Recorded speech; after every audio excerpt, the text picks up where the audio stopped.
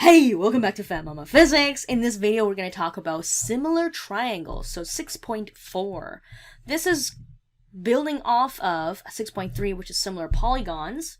So this is going to be a little bit different in terms of the ruling and how things are similar. Again, the board game I'm going to show you has to do with the shape. It doesn't necessarily have to do with the mechanic of the game, but I'll still introduce a little bit of mechanic. So let's you wait here. So let me turn on my camera to show you what the board game I have for today. Okay, so here I have some part of the board game set up, except I got a little lazy. I didn't really set up the whole board because I have a kind of like a paper copy of it in the rulebook. So here's the game. It's called Favor of the Pharaoh. It looks very nice. It's got a pyramid in there, hint hint, and I like the theme, and the mechanism is this one is more kind of luck based than strategic. You have less control over things in general because we're playing with dice, but there are some strategy you can use. So here is the basic setup of the game. If you take a look at the board, there's many. This is kind of what it looks like. So each of those pieces, they're represented by cardboard. And it's like a setup. So basically, if you have over here, you got these little tiles here that would be placed in this grid. So what you're trying to do is you're trying to win the favor of the pharaoh, and to do that, you have to win the favor of the queen. And to do that, you kind of have to roll different conditions. You have to roll certain things in order to get certain people on your side. So if you take a look carefully, there's an artisan. And to get the artisan, you need 4 of a kind. You're not going to get 4 of a kind if you only have 3 dice, which is what you start off with in this game. So as a start player, you have this, okay? You have 3 dice to begin with. It's a d6, meaning it's got 6 sides, and the pips are 1 to 6.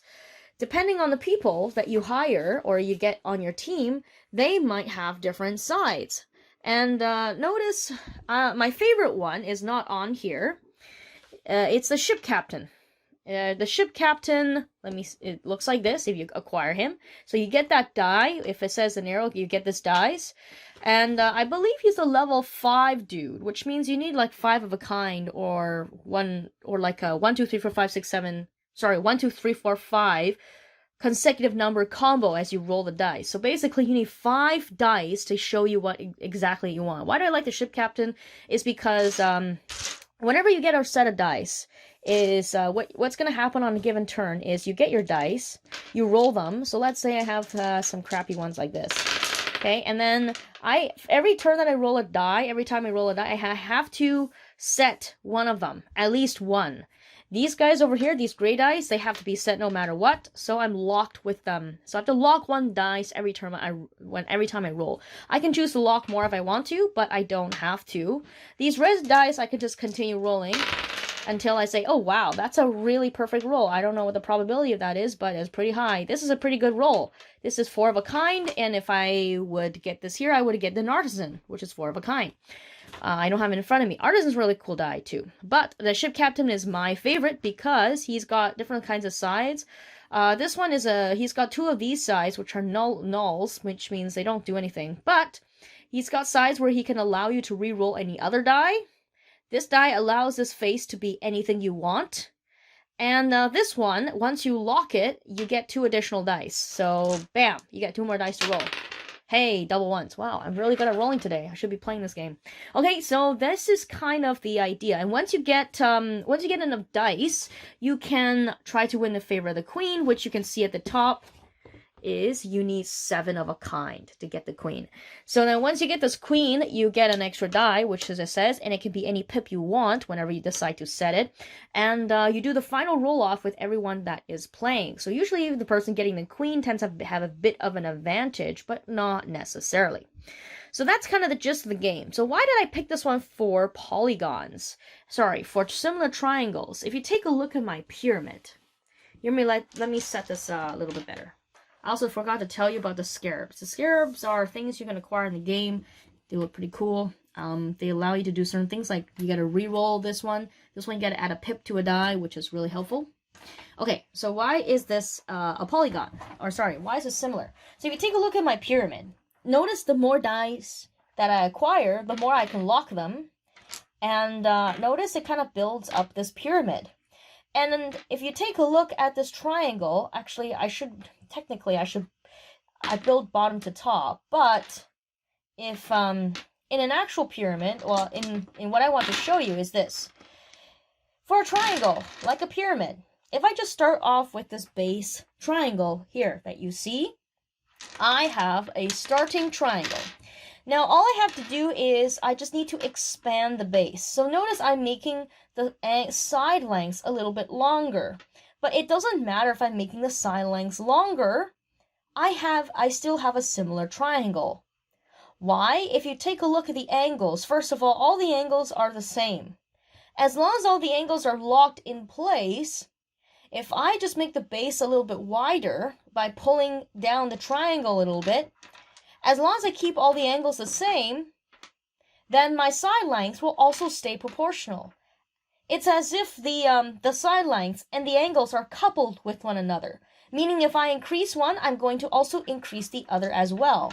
And this is the interesting about a triangle versus a polygon, is that for a triangle, you don't need to fulfill, as long as you have similar angles for a small triangle, a big triangle versus a small triangle, then by definition, or just by mathematics, the sides will also be proportional.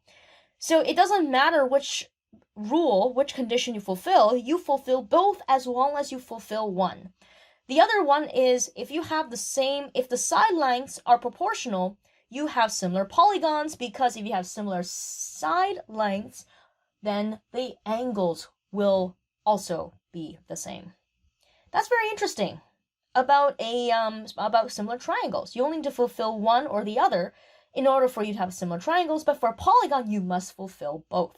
So that's why I wanted to use a pyramid to demonstrate that, because notice the further down I move down my pyramid, the bigger the triangle that I have, but it is still similar to the triangles that I had before. Even though I have widened the base, the angles of my triangles are still the same, and the side length will also remain to be proportional.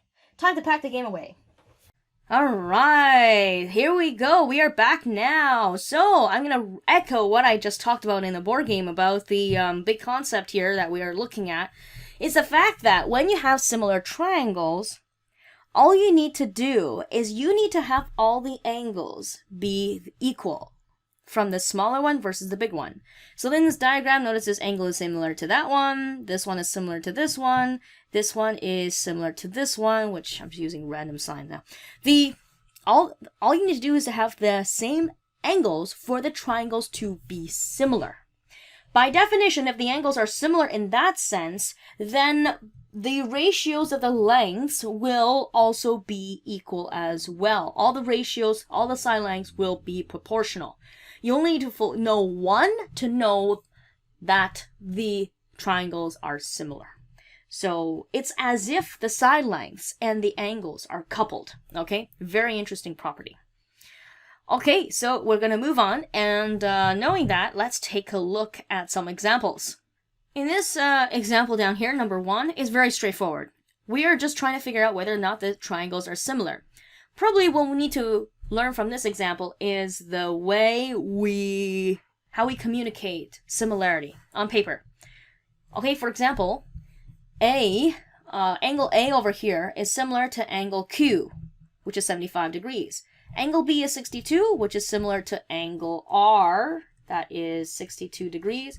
Angle C is 43, which is similar to angle P, which is 43 degrees, okay? Now, when you write the triangle out, when you're trying to say something is similar, we use this little sign, is similar to.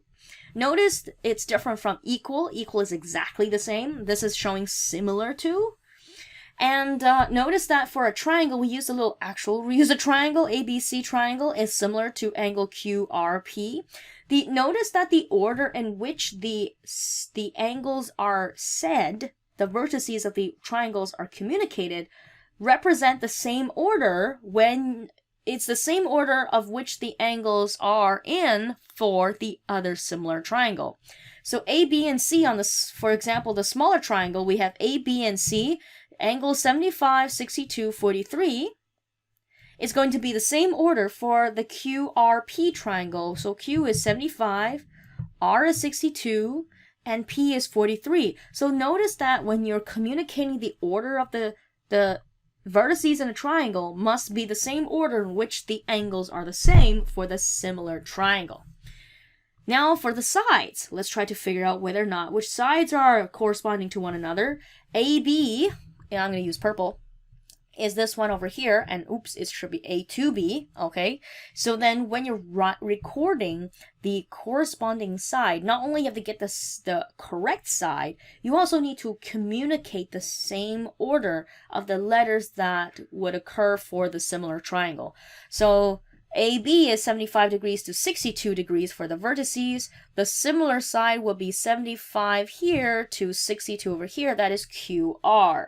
Notice it's not RQ, it is QR because it's from 75 degree angle to the 62 degree angle vertex. Next up, we have BC. I'm going to use blue. BC is from 62 to 43. That means for the other triangle, this is R to P. So I write R to P, not RPR, not the other way around. Last but not least, we have, let's use green, AC, ACDC, AC 75 to 43. 75 to 43 is here, which is QP, okay? So notice the order is important when we're communicating that. So in this particular triangle, we want to figure out whether or not they, which sides are corresponding side lengths to these two triangles. We want to determine the scale factor if that is involved. So let's begin. Whenever you get two triangles that cross over the middle like that, you will know one thing we do know for sure is that these angles here are the same, exactly the same angle. You might be wondering, what? How do you know they're exactly the same? Well, if you try it yourself, take two objects, two long sticks, and just tweak, move, rotate one of them. See what happens as you make one angle smaller, you're going to make the other one bigger, but the opposite angle is going to be also proportionally as small as well. So that's just by rule. If you have two lines crossing each other, those two angles are going to be the same, and by definition, these two angles will also be the same. Not that you care about those two in this question, but just for your information. Now, here's my question for you. See if you can figure this one out. If I have these two triangles, the question tells us these are similar triangles, which means these two must be similar. My question is, whenever you have this sort of scenario, do you have, for these two lines, do they have to be parallel? I don't know. Maybe they do have to be parallel. My challenge for you. See if you can figure it out. All right. So, the lucky thing about this one is that we are told that these are similar triangles, so we may not need to worry so much about that situation. So, but we are tasked with finding out corresponding side lengths, whether or not they are proportional. So here's a chance for you to try. Well, first off, we know that these two pretty much should be proportional to one another. Okay, so it's the base of the triangle, and assuming this is the top of the triangle, then that must the opposite side.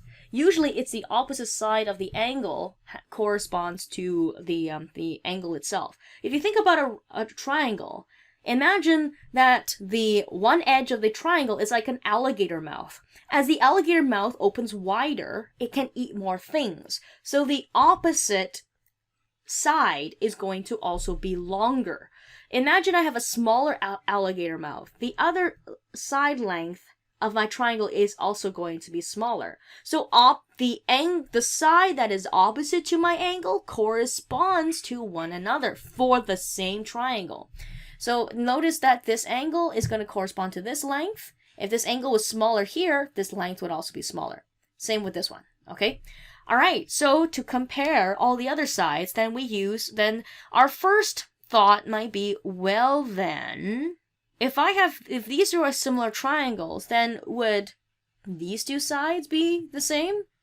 So that would be RS versus RP. Would those be similar? We can do a test.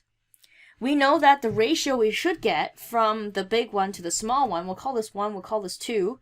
So let's say 6 to 4, 6 over 4, which is the big to the small, so that's 1 over 2.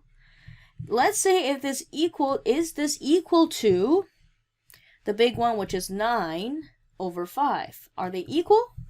We can try. Well, we know that 6 over 4 is going to give us 3 over 2, which is 1.5. So is 1.5 equal to 9 over 5? I don't know. That's 8. Oof. So no. We just tried it. They are not equal. That's really weird. We thought this was a mirror image, right? But no, it isn't. It's not a mirror image. So RS is not the same as RP.